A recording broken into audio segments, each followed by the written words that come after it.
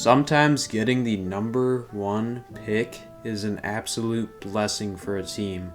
When the choice is obvious and you are able to get an all-star caliber player right out the gate, there's almost nothing better. Look what happened to the teams that drafted first overall LeBron James, Tim Duncan, Magic Johnson, or even Zion Williamson. I'm playing, guys. Zion will be good though. Just watch. All of these players changed the game instantly for the teams they were drafted to and lived on to be legends.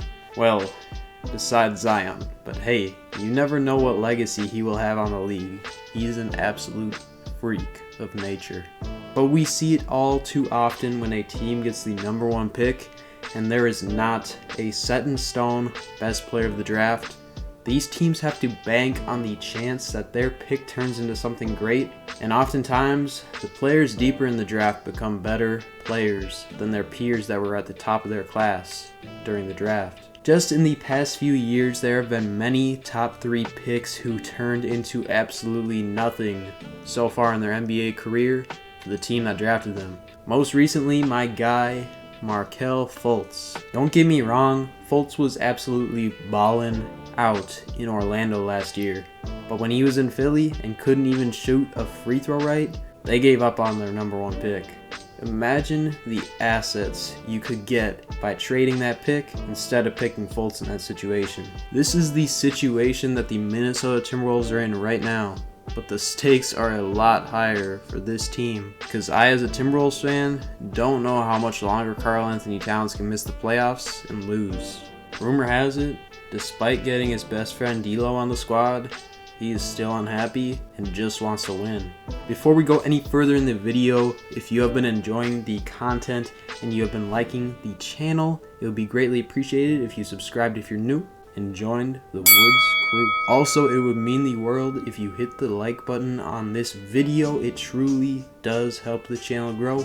Now I'm trying to get to 1,000 subs in the first month of having the channel. Lastly, if you want daily basketball news and content on the gram, drop me a follow at Woods Hoops. It's always linked below.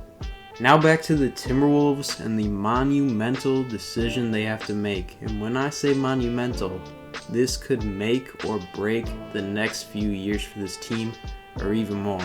The Wolves have the opportunity to draft a potential star that could put them over the hump and make them a playoff contender with the number 1 overall pick they have.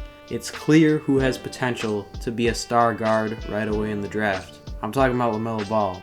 It has recently been reported that Lamelo Ball has declined pre-draft workouts for every team that has reached out to him.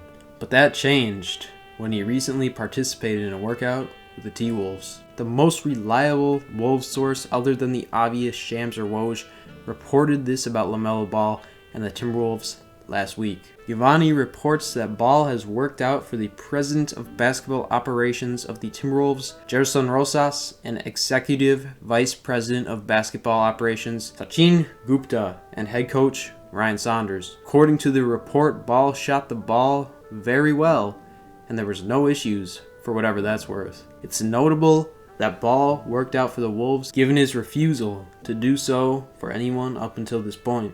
Ball has already interviewed with other lottery teams including the Wolves, Golden State, Charlotte, and Chicago. The teams holding the first 4 picks in the draft. Now this is a solid sign that the Wolves may bank on the talent of Lamelo Ball and draft him with their first overall pick. After all, he did average 17, 7, and 8 in the NBL Australia, a professional men's league. The talent for Ball is there. The only issue is the fit on the Wolves team. The Timberwolves already have a very poor defending team, and I can assure you of this, being that I'm in Minnesota and watch them on the daily. It's safe to say that Melo would not help improve the defense of this team, and the fit alongside D'Angelo Russell is also questionable, to say the least. Although it looks like the Wolves will end up drafting Ball, interestingly, other top prospects of the draft say they would like to join the Wolves, and some are even sending pitches to them. Anthony Edwards was one of those players, and this tweet by Mark Spears revealed that Anthony Edwards wants to join the Wolves. Potential number 1 pick The Ant-Man 05 told the Undefeated he wants to be drafted first by the Timberwolves, and he's not scared of playing in Minneapolis' cold temperatures. "I'm not gonna play basketball in the snow, so I'm not worried about it," Anthony Edwards said. Although it seems like Edwards would be the best option for Minnesota fit-wise due to already having D'Lo at the guard and Towns down low, it's clear that he is not the best outside shooter and isn't a consistent defender, which are the two things that the Wolves need the most on their squad right now. James Wiseman was another top prospect that has a chance to land in Minnesota, and multiple sources have said that he is at the top of the Wolves list right there with Ball. According to Bleacher Report, multiple sources have told them that the name they keep hearing now for the Timberwolves is James Wiseman. Some within the Golden State Warriors think Wiseman is going number 1, whether Minnesota keeps the pick or not. One source plugged into the conversations and said, "It's an intriguing development given the obvious questions about whether Wiseman and Cat can play together. I want to hear from you guys below. Do you think that James Wiseman or Cat could run the power forward and they could have a game-changing double big lineup that is successful? And if not, the same for Lamelo and D'Lo in the backcourt? Personally, I think that Towns could be lethal at the power forward position now that he has developed his jumper, and since he has always had good mobility from the start. The question is, would Towns be able to keep up guarding power forwards on defense? And the sad answer, in my opinion, is no. It's a tough choice for the Wolves if they plan on picking, because let's be honest, none of these top 3 prospects are a perfect fit for them. Which brings us into the possibility, the best option for the Wolves to choose, trading down and acquiring an already solidified NBA player and potentially making a splash for a star. I think we have all heard some of the rumors that have been involved with the Wolves for a while now, and one in particular almost all fans are hoping for: Devin Booker to the Timberwolves. As much as I and many other fans want this trade to happen, it's looking like Booker will not demand a trade, being that Chris Paul just joined the squad with Phoenix. But there is another name that hasn't been talked about much that the Wolves may make a move on if they aren't confident in who they would pick first overall. The player I'm referring to is Aaron Gordon of the Magic. It has been reported by multiple sources that the Wolves have been interested in Gordon for some time now and almost traded for him last year at the deadline before they were able to land D'Angelo Russell from the Warriors. Gordon could definitely improve the defense of the Wolves while providing a third option offensively if the duo Towns and D'Lo are struggling. Gordon is no superstar, but you are guaranteed to get a very high quality player rather than taking a risk in the draft on one of the top prospects. It's clear that the Wolves are really stressing about what to do with this pick, because if they don't do anything that creates a change or they mess it up, then we could see Towns demand a trade just like that. With that being said, there is a chance that the media is just hyping up the Towns discontentment. After all, Jaren Rosas went out of his way to trade for Towns' best friend in Russell, and the two have only played one game together so far.